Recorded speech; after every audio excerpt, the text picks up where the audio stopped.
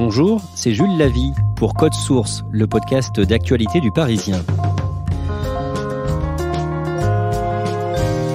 Ils sont applaudis chaque soir à 20h. Ils sont en première ligne face à l'épidémie et souvent, ces hommes et ces femmes manquent de moyens.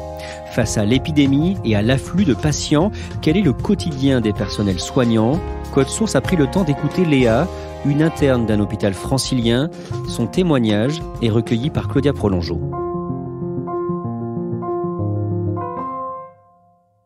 Léa est interne dans un service de réanimation, c'est-à-dire qu'elle termine ses études, mais exerce déjà en tant que médecin à l'hôpital. Depuis plusieurs jours, elle me tient au courant de comment la situation évolue là où elle travaille, et dimanche 29 mars, entre deux gardes, elle a accepté de s'enregistrer pour me raconter plus précisément ce qu'elle vit.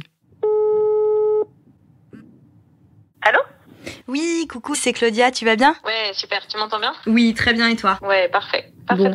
T'es pas trop fatiguée ? Écoute, j'ai eu un week-end plutôt cool, je devais aller bosser aujourd'hui, finalement c'est bon, donc ça va, ça permet de prendre un peu de force pour la semaine à venir. Léa a 26 ans, elle habite à Paris et travaille dans un hôpital de l'Essonne, à une demi-heure de chez elle. D'habitude, elle y va en transport en commun, mais depuis le début de la crise du coronavirus, elle utilise la voiture qu'une voisine solidaire lui a prêtée. Un moyen d'être certaine qu'elle ne risque pas de contaminer des gens dans le RER. Je m'attendais pas vraiment à ce qu'on soit confronté à cette situation-là, en tout cas en France. Et c'est pas une situation à laquelle on est préparé de manière générale au cours de nos études de médecine ou dans notre pratique. C'est vraiment quelque chose de nouveau et je pense que ça contribue aussi au fait que ce soit difficile à gérer parce qu'on n'est pas préparé à ces situations, à la fois sur un plan organisationnel et médical et aussi sur un plan psychologique et de gestion de la crise, du tri des patients. Au moment de choisir sa spécialité, Léa s'est tournée vers la médecine interne. Pour résumer, c'est une sorte de médecine générale où on traite de toutes les pathologies, mais à l'hôpital.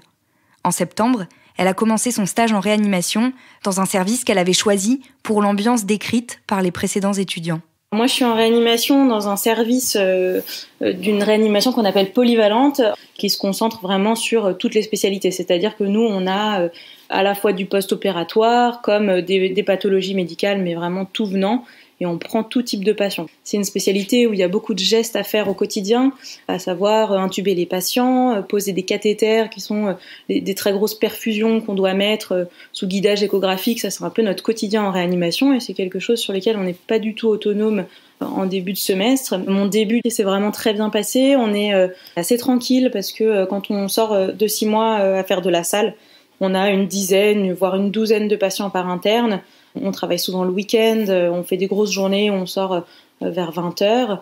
Là, on arrive dans un service où, lié au fait que ce soit de la réanimation, en fait, il y a un personnel médical qui est beaucoup plus important par rapport au nombre de patients. Donc, par exemple, là, on avait 3 patients par interne, grand maximum. Et ça, c'est vraiment quelque chose qu'on a tous apprécié, je pense, en début de semestre. Le stage se poursuit et chaque jour, Léa se répète qu'elle est vraiment bien tombée. Quand le coronavirus fait parler de lui pour la première fois, il devient bien sûr un sujet de conversation parmi les soignants. Les premiers cas, c'était fin décembre en Chine et nous, on a commencé à en discuter d'un point de vue médical début janvier. Alors nous, on connaissait déjà le coronavirus, c'est des virus qui existent, il y en a plusieurs types, dont certains qu'on rencontre assez fréquemment, qui sont des virus hivernaux.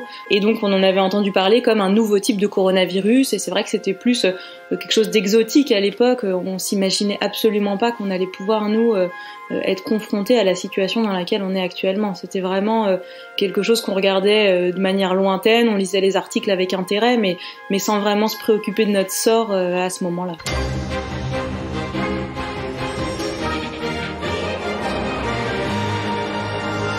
Un pays entier confiné, du jamais vu. L'Italie appelle toute la population à rester chez elle pour éviter de propager le coronavirus, alors que les hôpitaux sont débordés. On a tous pris conscience du fait que ça arrivait quand la situation a commencé à s'accélérer en Italie. D'une part par le fait que c'est un pays proche, un pays voisin, et donc on s'identifie quand même beaucoup plus à eux. On sait qu'on a un système de santé qui, mine de rien, est relativement similaire au leur. Et puis aussi par le fait que ce soit de la proximité géographique, on sait que s'il y a des cas dans un pays limitrophe, forcément on est beaucoup plus à risque d'en avoir nous de notre côté. Et c'est aussi le moment où il a commencé à avoir les premiers cas qui à ce moment-là étaient confinés dans des centres vraiment experts En France, par exemple, en Île-de-France, nous, si on avait une suspicion de coronavirus chez un de nos patients, il était hors de question qu'on le garde dans nos lits. Il fallait immédiatement le transférer dans des centres de référence. À partir du jeudi 12 mars, les choses s'accélèrent brutalement. Le nombre de cas augmente et Léa doit désormais, elle aussi, prendre en charge des patients dits Covid+, c'est-à-dire positifs au test de dépistage du coronavirus. Initialement, nous, on avait dédié seulement une certaine partie du service, c'est-à-dire qu'on avait encore des patients en fait qui n'étaient pas Covid+, et donc cela, il fallait bien qu'on continue à s'en occuper. Donc on avait séparé notre service en deux, et ça demande une organisation assez compliquée parce qu'il fallait pouvoir bâcher pour séparer la partie Covid+ de la partie Covid-, à savoir que nos patients qui sont Covid-, ils sont particulièrement fragiles parce qu'ils sortaient de longues semaines de réanimation. Donc ces patients-là, si jamais ils étaient amenés à être en contact avec le coronavirus à cause de nous, parce qu'on passait de patients Covid+ à des patients Covid-, les conséquences, elles auraient été désastreuses. Et puis en fait, très rapidement, au bout de 3 jours comme ça, on nous a dit qu'il fallait qu'on dédie l'intégralité de notre réanimation aux patients Covid+. On a transféré nos patients qui étaient Covid-, vers d'autres réanimations qui, elles, ne prenaient pas encore en charge les patients Covid+, et on a dédié l'intégralité de nos lits au coronavirus. Ça a été assez crescendo. Pendant quelques jours, en fait, il y a eu une ambiance assez étonnante parce qu'on se préparait justement à cette vague et toute notre attention et tous nos effectifs étaient mobilisés dans l'attente de cette vague. Et initialement, ça a été assez modéré. On avait quelques patients qui arrivaient, qui étaient Covid+. Il faut savoir que la plupart des services de médecine de l'hôpital se sont transformés en services pour prendre en charge le coronavirus. Initialement, il y en avait seulement un service, donc avec peut-être 30 lits. Et puis, chaque jour, ouvrait un deuxième service, puis un troisième, puis un quatrième service uniquement dédié aux patients Covid+. On avait un fichier Excel sur lequel on essayait de pointer un petit peu tous les patients dans l'hôpital avec des suspicions de coronavirus. On les surveillait, on notait leur saturation pour savoir quel était leur taux d'oxygène dans le sang. Et on s'est vite rendu compte qu'on était complètement dépassé, que c'était impossible. Il y avait des centaines de patients dans l'hôpital. Et nous, de notre côté, les patients graves ont commencé à arriver assez vite. On a 12 lits de réanimation. On les avait du coup tous dédiés au coronavirus. Ils ont très vite été tous pleins. Et puis, le souci principal, c'est que c'est des patients pour lesquels on part sur des durées de réanimation qui sont très prolongées. En moyenne de 2 semaines, 3 semaines. Donc tous les lits qui sont pris là depuis le début de l'épidémie ne sont pas libérés pour prendre d'autres patients. Maintenant qu'on a un service qui est plein à craquer, il y a un flux constant qui arrive aux urgences de patients graves et donc ça a nécessité de manière quotidienne qu'on fasse des transferts, à savoir les patients, on les intube, on leur pose les cathéters afin qu'on puisse leur administrer les médicaments nécessaires et ensuite on les a transférés vers d'autres réanimations en périphérie ou alors dans des cliniques privées, voire hors de l'Île-de-France, puisqu'on a transféré des patients hors d'Île-de-France aussi cette semaine, afin de pouvoir avoir en permanence au moins 1 lit ou 2 lits disponibles pour prendre en charge des nouveaux patients. Mais malgré ça, on commence à se noyer un petit peu sous la vague, parce qu'il y a en permanence un flot de patients qui nécessitent des soins de réanimation lourds, et nous on a maximum 1 à 2 lits disponibles pour prendre en charge ces patients. Pour Léa et pour les autres soignants, les questions éthiques commencent alors à se poser. Les premiers jours ont vraiment été difficiles parce que on ne s'attendait pas à ce que ça nous arrive dessus aussi vite et aussi brutalement. Il y a eu des situations éthiques difficiles parce que, comme partout, on est limité par le nombre de lits de réanimation qu'on a, on est limité par le nombre de respirateurs qu'on a et donc il faut limiter l'entrée en réanimation en amont. Il y a eu un patient la semaine dernière qui avait 70 ans, qui était pharmacien encore en activité. On le voit, il est plutôt en bon état général, mais il est obèse et donc il se déplace difficilement. Et par ailleurs, il a eu plusieurs comorbidités. Il était à la fois diabétique et il avait une cardiopathie ischémique, donc il avait fait un infarctus et il avait été ponté plusieurs fois. Et au vu de toutes ces comorbidités et de son obésité, on a jugé que il n'était pas opportun et c'était pas une bonne chose de le prendre en réanimation. Et je pense que ce patient-là, en temps normal, on lui aurait donné sa chance. Les patients ne sont pas laissés à l'abandon, mais renvoyés vers d'autres services où d'autres médecins les prennent en charge et très souvent ils s'en sortent.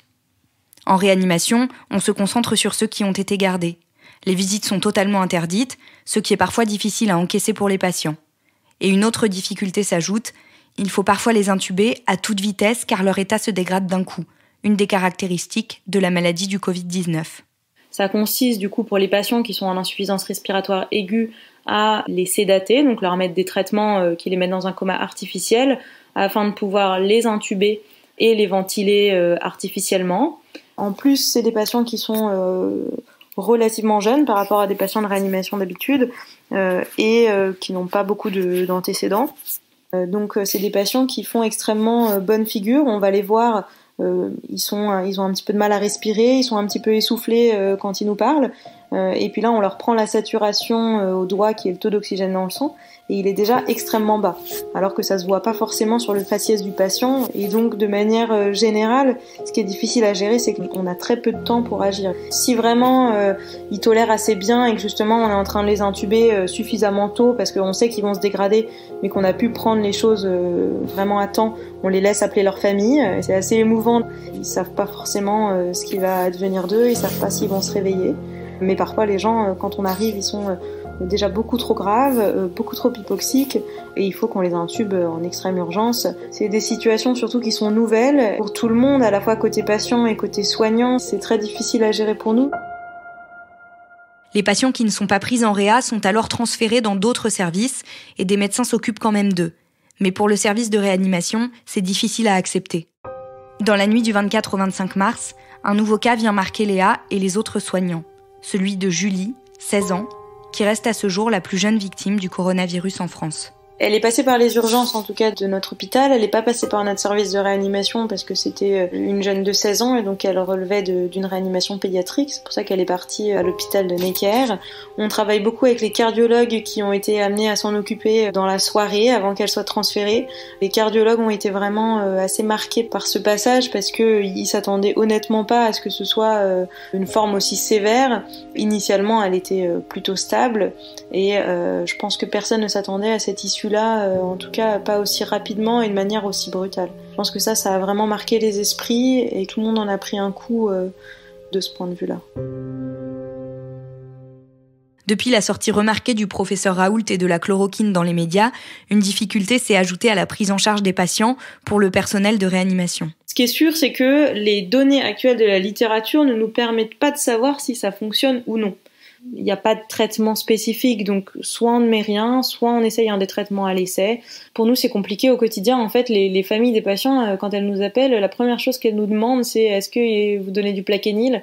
C'est compliqué de leur faire comprendre que c'est pas le traitement qui va sauver leur famille, de justifier le fait que soit on en donne, soit on n'en donne pas, mais que voilà, il n'y a pas de vérité là-dessus. En fait, on ne sait pas vraiment aujourd'hui. Mais de manière générale, quand même, les familles sont très compréhensives et assez reconnaissantes pour le travail accompli, alors que c'est une situation qui doit être compliquée à gérer pour eux. Léa sait que tôt ou tard, il est fort probable qu'elle soit elle aussi contaminée par le Covid-19 et qu'elle tombe malade. On a tous un peu la crainte de l'attraper parce qu'on est en contact assez permanent. Après, ma crainte de l'attraper, elle est plus parce que ça fait du personnel médical en moins, mine de rien. C'est compliqué déjà de s'adapter à la charge de travail supplémentaire de ces derniers jours. Tout le monde a peur, surtout de l'imprévu en fait. On ne sait pas vraiment très bien ce qui va se passer. Certes, on a des modélisations qui se basent sur ce qui s'est passé dans les autres pays, mais on ne sait pas du tout si on va suivre le même modèle. On ne sait pas vraiment ce qui nous attend en fait. Chaque jour, on arrive à l'hôpital avec une petite boule au ventre en se demandant comment va se passer la journée, comment va se passer la nuit. Honnêtement, chaque jour est un peu une surprise.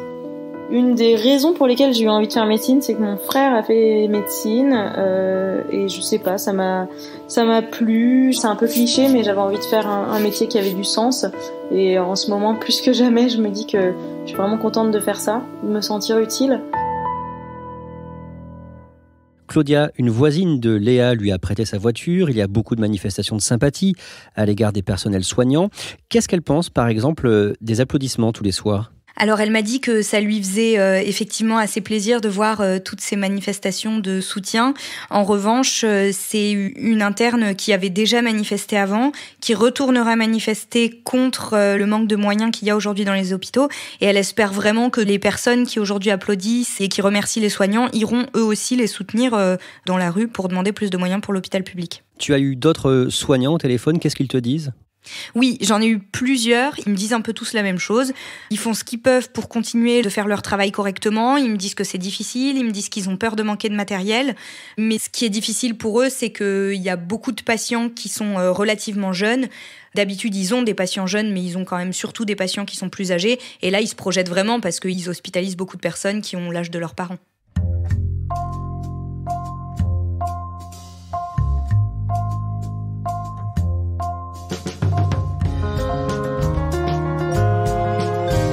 Merci Claudia Prolongeau et merci à Léa d'avoir accepté de témoigner. Cet épisode a été produit par Benjamin Boucriche, réalisation Benoît Laure. Code Source est le podcast d'actualité du Parisien, disponible chaque soir du lundi au vendredi. Si vous aimez Code Source, n'hésitez pas à nous le dire en mettant des petites étoiles et en vous abonnant sur votre application de podcast préférée comme Apple Podcast ou Podcast Addict.